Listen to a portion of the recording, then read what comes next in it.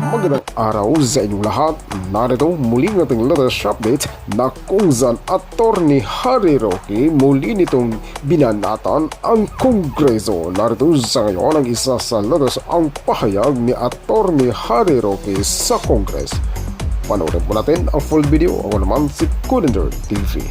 Ang Kongreso po ang trabaho niyan, tagagawa ng pulisya para malutas ang problema ng unang-una, walang tigil na pagtaas sa presyo ng bilihin, kakulangan ng trabaho at bababang sweldo.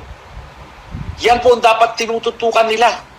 Hindi ang pagpupulbos sa mga kalaban sa politika. Hindi para itaguyod ang walang kapanapanalo para maging presidente o maging prime minister. Hindi para itaguyod ang charter change para maging Marcos forever ang gobyerno. Yan po malungkot. Pera natin ang panggigisa sa atin. Igigisahin nila tayo sa sarili nating mantika sa pamamagitan ng mga ayudang yan. Ang Kongreso po ang trabaho niyan, tagagawa ng pulisya para malutas ang problema ng unang-una, walang tigil na pagtaas sa presyo ng bilihin, kakulangan ng trabaho at bababang sweldo. Yan po ang dapat tinututukan nila. Hindi ang pagpupulbos sa mga kalaban sa politika.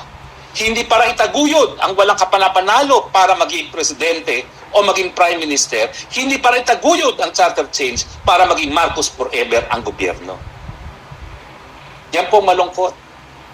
Pera natin ang panggigisa sa atin. Igigisahin nila tayo sa sarili nating mantika sa pamamagitan ng mga ayudang yan.